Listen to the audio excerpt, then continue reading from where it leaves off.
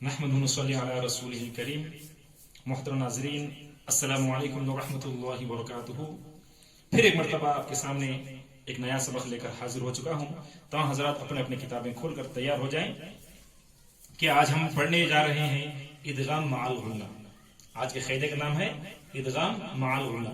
تو اس سے پہلے ہم سبق میں پڑھ چکے ہیں ادغام کس کو کہتے ہیں. الحمدللہ ہم اس کو اچھی طرح سمجھ چکے ہیں. اب ہے ادغام مع الغنہ. اس نام کے ساتھ ہی اب ہم کو سمجھ میں آ رہا ہے کہ مع الغنہ یعنی غنے کے ساتھ ادغام کرنا چاہیے. جب ہمیں حرف کو حرف ملا رہے ہیں تو غنے کے ساتھ ملانا یہ ادغام مع الغنہ کہلاتا ہے. ایک بار اچھی طرح رکھنا چاہیے کہ تنوین یا نون ساکن کے بعد تنوین یا نون ساکن کے بعد یا واو میم نون، کتنے؟ 4 حروف. یا واو میم نون. دیکھیں، یا واو میم نون. تنوین یا نون ساکن کے بعد یا واو میم نون میں سے کوئی حرف آ جائے تو نون کی آواز کو ناک میں گھما کر غنے کے ساتھ پڑھنا یہ ادغام مع الغنہ کہلاتا ہے. تو یا واو میم نون کو آسانی سے یاد رکھنے کے لیے اس کا مجموعہ بنتا ہے یومین. یاد رکھنے سے اس کا یا واو میم نون اچھی طرح یاد ہو جاتا ہے. جیسا کہ حروف قلقلہ میں قطب جد اور خصہ وغت حروف مستعلیہ میں، اسی طرح ادغام مع الغنہ میں یومین یاد رکھنے سے یہ حروف کتنے ہیں سمجھ میں آ جاتا ہے.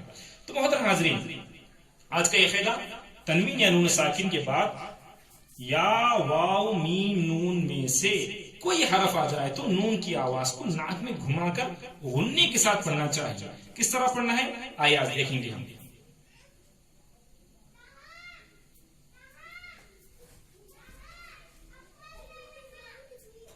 اب دیکھیں پہلی مثال، نون ساکن کے بعد یا آ رہا ہے. نون ساکن کے بعد یا آ رہا ہے. تو ایک بار اچھی طرح آنا چاہیے کہ ہم ادغام میں پڑھ چکے ہیں تشدید والے حرف سے پہلے جزم والا حرف آئے تو جزم والے حرف کو نہیں پڑھیں گے. ادغام میں یہ پڑھ چکے ہیں، لیکن یہاں پر جو ہے نون ساکن مانے تشدید والے حرف سے پہلے نون ساکن ہے، وہ بھی کون سے؟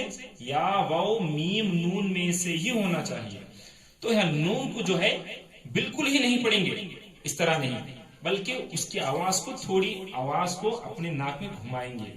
تو اب دیکھیں نون ساکن کے بعد یا آ رہا ہے، یا یہ یومین میں سے ہے، تو یہاں پر نون کی آواز کو ہمیں ناک میں گھمائیں گے. کس طرح پڑھیں گے؟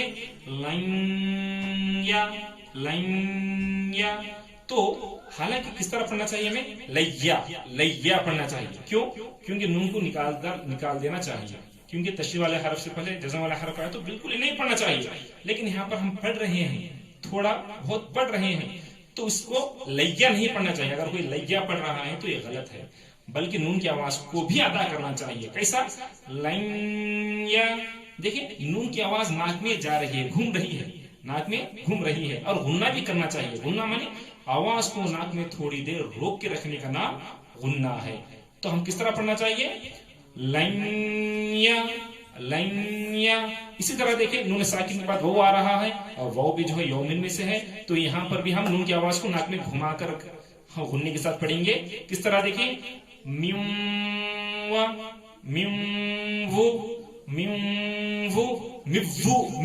نہیں پڑھنا چاہیے، بلکہ نون کی آواز کو ناک میں گھمانا چاہیے.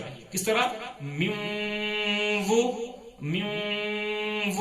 اس طرح پڑھنا چاہیے. اسی طرح دیکھیں نون ساکن کے بعد نون آ رہا ہے، تنوین نون ساکن کے بعد یا یومین میں سے کوئی حرف آیا تو یہاں پر بھی نون کی آواز ہم گھما کر پڑھنا چاہیے. اور جب تنوین یا نون ساکن کے بعد نون اور میم آتا ہے تو بہت اچھے انداز سے ہم ناک میں گھما سکتے ہیں، کیونکہ خود بخود وہ مل جاتا ہے. فرق جو ہے، تکلیف جو ہے، مشکل جو ہے یا وہ میں ہی ہوتے ہیں. نون اور میم میں کچھ بھی زیادہ تکلیف نہیں ہوتی، کچھ بھی ثقل واقع نہیں ہوتا. دیکھیں پڑھیں گے من اس طرح غنہ کر کے پڑھنا چاہیے. اب میم دیکھیں ناک میں دیکھیں آواز گھوم رہی ہے. اس طرح پڑھنا چاہیے. یہ نون ساکن کے بعد کہ یا وہ نون میں سے آیا تو کس طرح پڑھنا ہے الحمدللہ یہ سمجھ چکے ہیں.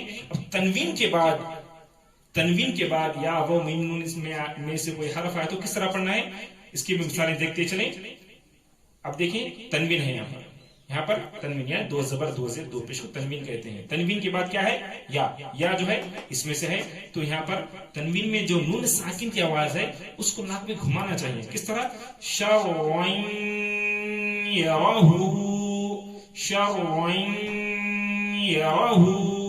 اس طرح پڑھنا چاہیے. اس طرح نہیں بلکہ شرعی اس طرح نہیں پڑھنا چاہیے بلکہ نون کی آواز کو ناک میں گھمانا چاہیے.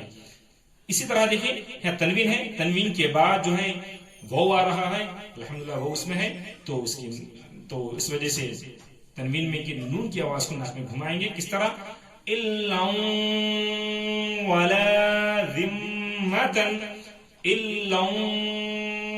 ولا ذمتن اس طرح یہ تنوین کے نون کی ساکن کو آواز کو ناک میں گھمانا چاہیے. اسی طرح تنوین کیا ہے دو زیر ہے اس کے بعد میم آ رہا ہے. اس وجہ سے یہاں پر بھی جو ہے ہم ناک میں گھما کر آواز کو غننے ساتھ پڑھیں گے. کس طرح دیکھیں روئی بم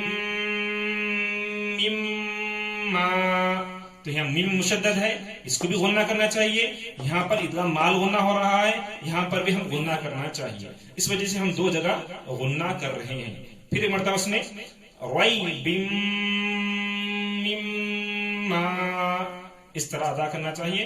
ادھر دیکھیں یہاں پر تنوین دو پیش والا ہے تو اس کے بعد نون آ رہا ہے تو یہاں پر بھی ہم غننے کے ساتھ پڑھیں گے. کس طرح پڑھیں گے عاملۃ ناصبۃ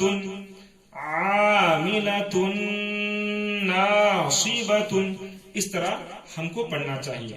یہ جب بھی پڑھتے ہیں ہم ہجے نہیں کریں بلکہ رواحی پڑھیں. تو یہ آج کا یہ قاعدہ ہمارا ادغام مال غننے کا ہوا. میں امید کرتا ہوں کہ آپ تمام حضرات کو یہ قاعدہ بہتر طور پر سمجھ میں آ گیا ہوگا. پھر نئے قاعدے کے ساتھ پھر ہماری انشاءاللہ ملاقات ہوگی. جب تک کے لیے اجازت دیں. السلام علیکم ورحمۃ اللہ وبرکاتہ.